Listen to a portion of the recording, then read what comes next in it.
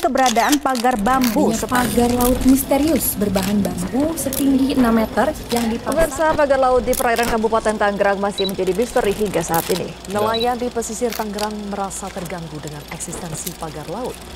Kementerian Kelautan dan Perikanan atau KKP memastikan pagar laut aneh dan ajaib. Mungkin itu kata yang pas untuk menggambarkan keberadaan pagar laut yang membentang di perairan Tangerang, Banten, yang kini tengah mendapat sorotan tajam oleh publik. Bagaimana tidak, pagar bambu sepanjang 30,16 km itu masih menjadi misteri karena belum diketahui siapa yang membuatnya. Mulai dari pemerintah daerah hingga pemerintah pusat, semua menyatakan pagar itu misterius. Terang saja, fenomena ini seakan mengusik pemikiran normal kita sebagai manusia. Pembangunan pagar bambu sepanjang itu saja sudah aneh. Menjadi semakin ajaib ketika tak diketahui siapa yang membangun. Wajar jika kemudian muncul pertanyaan, benarkah pemerintah dan aparat tidak mengetahui pelaku utamanya alias yang membiayai pembangunan pagar itu? Bagaimana menurut kalian?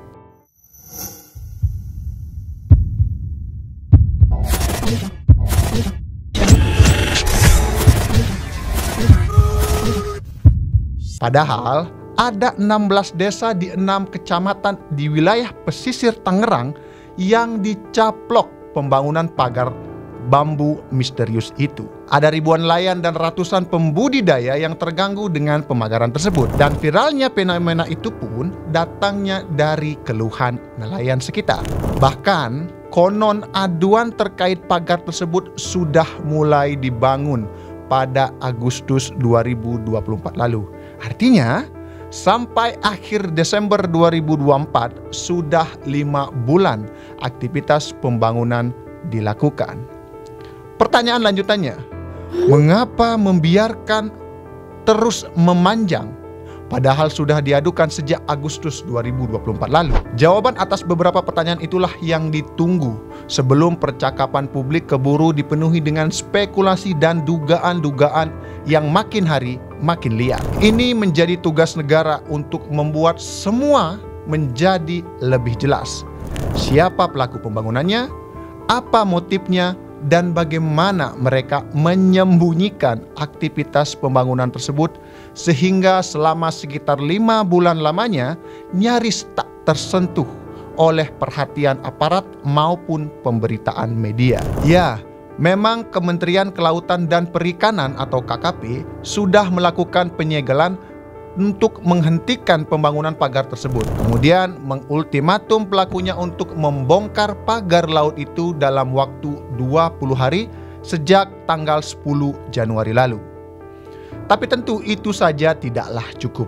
Kemudian muncul dugaan pembangunan ini merupakan ulah grup pengembang besar untuk melebarkan pengembangan proyek properti mereka yang lokasinya ya memang tak jauh dari perairan itu. Hal itu cukup beralasan setelah beberapa pihak melakukan pantauan dengan menggunakan drone. Hasilnya adalah pagar bambu tersebut membentuk pola selayaknya peta wilayah.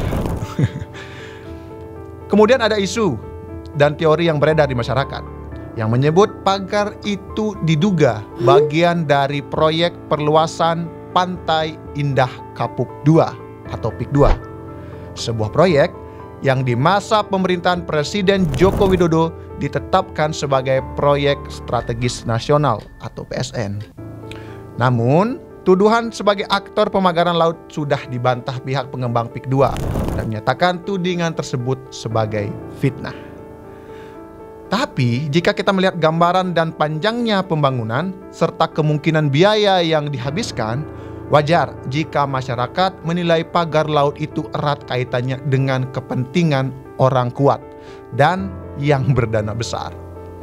Karena meskipun hanya terbuat dari bambu, jika kita melihat panjangnya yang sampai 30 km, tentu orang atau pihak yang mampu membangun itu bukanlah korporasi ecek-ecek. Apalagi mereka bisa menyembunyikan pembangunan tersebut tanpa terendus pemerintah selama beberapa bulan. Ada hal menarik lain yang kemudian muncul berkaitan dengan fenomena ini.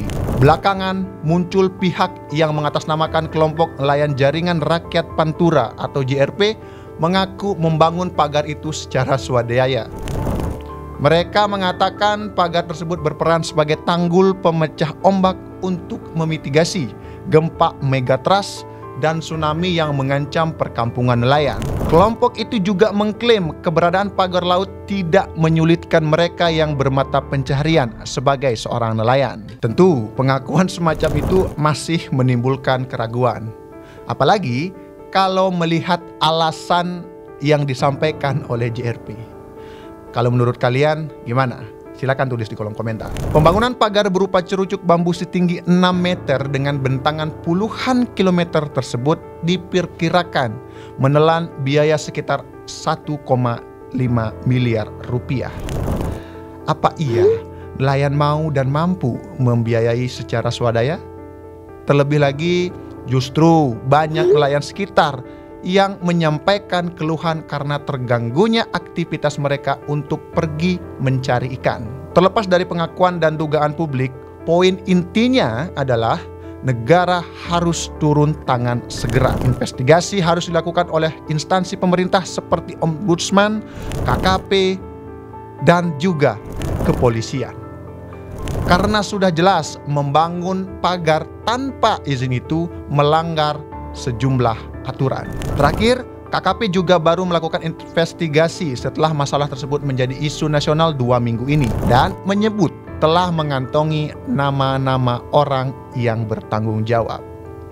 Maka, kini yang menjadi pertanyaan adalah mengapa KKP tidak juga mengungkapkan siapa dalam pembangunan pagar itu? Kemudian, pengusutan secara hukum juga diperlukan untuk membuat pihak pembuat pagar mengaku kemudian secara sukarela membongkar pagar bambu itu.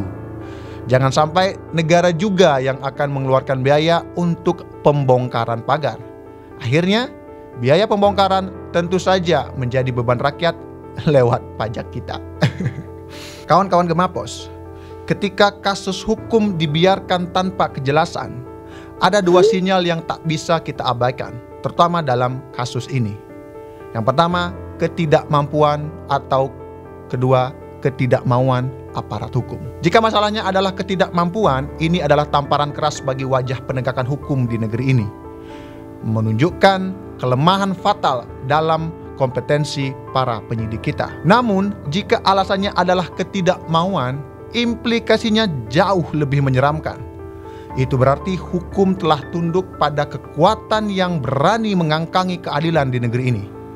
Pemerintah dan aparat seolah menjadi pion dalam permainan kuasa segelintir pihak yang rakus dan juga arogan. Publik kini menanti jawaban yang tak lagi bisa ditunda. Apakah pemerintah punya nyali untuk membuktikan bahwa hukum tetap tegak di atas segala kepentingan? Maka negara tak boleh membiarkan ruang-ruang publik diserobot hanya untuk memuaskan kerakusan kelompok-kelompok tertentu. Jangan biarkan ada negara di dalam Negara Kesatuan Republik Indonesia. Ini bukan sekedar ujian, tapi ini pertaruhan integritas sebuah bangsa yang besar. Bagaimana kawan-kawan Gemapos melihat fenomena ini? Silakan tulis pendapat kalian di kolom komentar dan jangan lupa like dan subscribe YouTube Gemapos. Terima kasih dan sampai jumpa.